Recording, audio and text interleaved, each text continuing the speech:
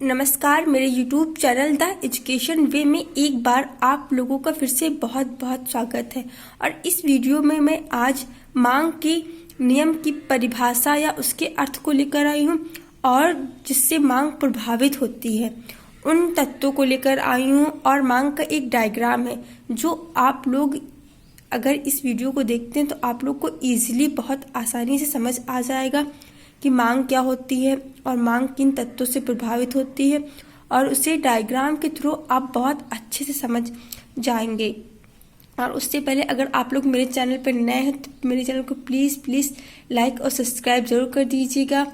और तो वीडियो की शुरुआत करते हैं। सबसे पहले हम लोग जानेंगे कि मांग क्या होती है। मांग का जो अर्थ होता है अन्य बातों के सामान्य रहने पर। मांग के नियम में जो ये सेंटेंस है अन्य बातों के सामान्य रहने पर, ये जो सेंटेंस है, ये जो 5-6 वर्ड है, ये इतने इम्पॉर्टेंट है कि पूरे अर्थ या डिफिनेशन में जान इन्हीं की वजह से आती है। अन्य बातों के समान रहने पर जब किसी वस्तु की का मूल्य बढ़ता है तो मांग कम होती है, और जब किसी वस्तु का मूल्य कम होता है तो मांग अधिक होती है। अर्थात मतलब जब चीज़ें महंगी होती हैं तो कोई लोग इतनी जल्दी खरीदना नहीं पसंद करता है। आप अगर हाल ही में एग्जांपल देखें, टमाटर का मूल्य देखें तो कितना महंगा था, तो कुछ लोगों ने तो टमाटर खाना ही बंद कर दिया था। और अगर यहीं पर इसका मूल्य गिरता तो लोग सोचते 1 किलो के बजाय चलो 2 किलो ही लिए जाए। तो ये होता है, जब चीज़ें सस्ती होती हैं तो लोग ज़्यादा से ज़्यादा खरीदना पसंद करते हैं और वो आसानी से खरीद भी सकते हैं। अब हम लोग मांग का जो डायग्राम है उसके थ्रू उसको जानने की कोशिश करेंगे, क्योंकि कभी कभी ये होता है थ्योरी बेस्ड कुछ लोगों को समझ में आता है, कुछ लोगों को डायग्राम के थ्रू समझ में आता है। तो मैं दोनों ही लेकर आई हूँ। प्लीज़ आप लोग जो आसपास की नॉइज़ आ रही है उसको इग्नोर कीजिएगा, क्योंकि अब ये एनिमल्स हैं, इनसे तो कहा नहीं जा सकता कि आप चुप रहिए, तो प्लीज़ आप लोग इनको इग्नोर कीजिएगा। तो इस डायग्राम में ये बताया गया है जो वाई अक्ष के समांतर हमारा मांग को दर्शाया गया और एक्स अक्ष के समांतर पूर्ति को बताया गया है। और यहाँ 0 यहाँ पे 0 है, और ये ABCD 4 पॉइंट दिए हुए हैं। जब हमारी मांग हमारी 4 होती है तो डिमांड हमारा 1 होता है। अर्थात जब चीज़ें महंगी होती हैं तो उसकी डिमांड कम होती है, और जब चीज़ों में कीमत में गिरावट आती है, चीज़ें 3 होती हैं, 3 रुपए की मिलती हैं, तो थोड़ी सी मांग कम होती है, उसकी कंपेयर में थोड़ी सी मांग बढ़ती है। भाई पहले 4 था तो थोड़ी सी गिरावट आई तो 3 हुआ। पहले कम खरीदते थे, अब थोड़ा सा लोगों ने खरीदना शुरू कर दिया कि हाँ चलो अब थोड़ी सी गिरावट आ गई, चीज़ों को खरीद लिया जाए। जब मांग की गिरावट में 4 से 3, 3 से 2 आता है तो लोग 1 से 2, 2 से 3 खरीदने में और भी बढ़ोतरी होती है। और जब मांग की कीमत बिल्कुल 4 से 1 पर आ जाती है तो लोगों की जो वैल्यू 4 से 1 पर आ जाती है, तो जो डिमांड है वो हमारी 1 से 4 पर चली जाती है। इस प्रकार से अर्थात अन्य बातों के समान रहने पर जब किसी वस्तु का मूल्य कम होता है तो डिमांड अधिक होती है, और जैसे जैसे वस्तुओं की कीमतों में गिरावट आती जाएगी वैसे वैसे वस्तुओं की मांग में बढ़ोतरी होती जाएगी। तो ये वो डिफिनेशन थी, ये डायग्राम की पूरी थ्योरी है। अगर आप थ्योरी लिखना चाहेंगे तो एक्स अक्ष के समांतर मांग को दर्शाया गया है, वाई अक्ष के समांतर पूर्ति को दर्शाया गया है, और ABCD ये हमारे 4 पॉइंट बन रहे हैं जो मांग और पूर्ति के विभिन्न संयोगों को दर्शा रहे हैं। और जब हमारी मांग 4 होती है तो हमारी पूर्ति 1 होती है,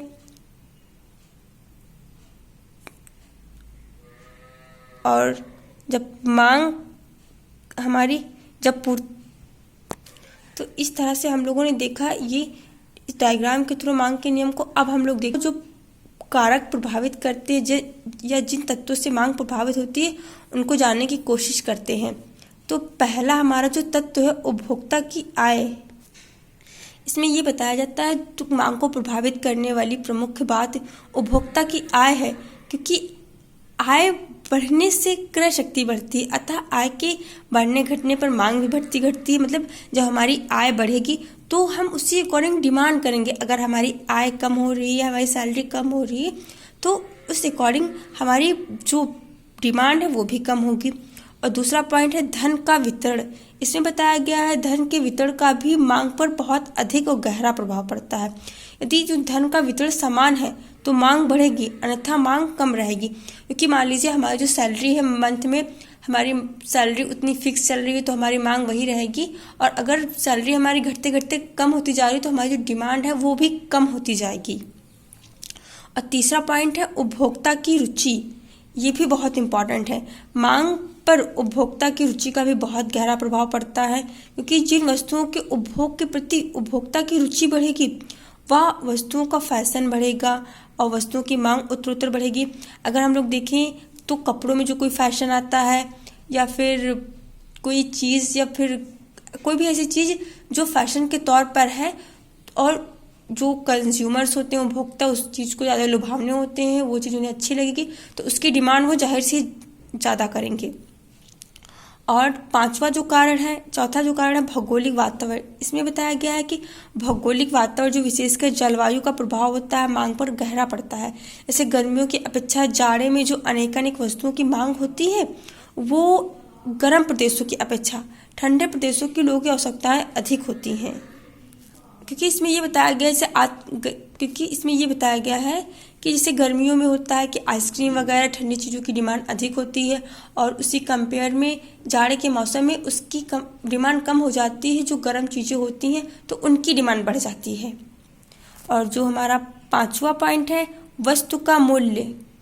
इसमें बताया गया है कि वस्तु के मूल्य का जो प्रत्यक्ष संबंध वस्तु की मांग से है।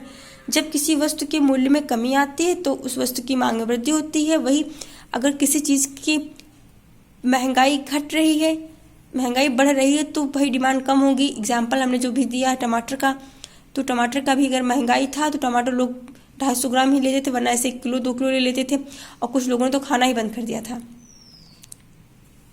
और जो छठा पॉइंट है व्यापार चक्र। व्यापार चक्र में ये बताया गया है कि व्यापार चक्र में जब तेजी आती है तब रोजगार के नए नए अवसर प्राप्त होते हैं, लोगों को आय मिलती है और जिससे मांग भी बढ़ती है। मंदी के समय मांग में कमी आती है और इस प्रकार जो व्यापार चक्र होता है उस पर भी प्रभाव पड़ता है। मतलब ये होता है व्यापार चक्र जब आएगा तो लोग नए नए अपने रोजगार करेंगे, तो जब नए रोजगार करेंगे तो उन्हें काम करने के लिए, जब व्यापार चक्र आता है तो लोग नए नए अपना बिजनेस वगैरह स्टार्ट करते हैं, और जब काम शुरू करते हैं तो उनको लेबर की ज़रूरत होती है। लेबर तो एक प्रकार से लेबर आएंगे तो उनको भी आय मिलेगी। जब उन्हें आय मिलेगी तो वो मार्केट में जाकर डिमांड करेंगे तो फिर मार्केट में उन वस्तुओं की डिमांड के लिए पूर्ति की जरूरत पड़ेगी, तो उनका भी इनोवेशन होगा, उनको बढ़ाना पड़ेगा। एक प्रकार से जब व्यापार चक्र आता है तो एक अच्छी स्थिति बन जाती है बाजार की। और जो सातवां पॉइंट है जनसंख्या में ये बताया गया है कि जनसंख्या की वृद्धि और कमी मांग में वृद्धि और कमी करती है। कहने का अर्थ यह है कि जनसंख्या अधिक होगी तो डिमांड अधिक होगी, और जहाँ पर जनसंख्या कम होगी वहाँ पर डिमांड कम होगी। भविष्य में मूल्य परिवर्तन की आशंका। इससे तात्पर्य यह है कि अगर लोगों को ये पता चले कि इस चीज़ का मूल्य फ्यूचर में बढ़ने वाला है तो लोग उस चीज़ की डिमांड प्रेजेंट में ही रख लेंगे।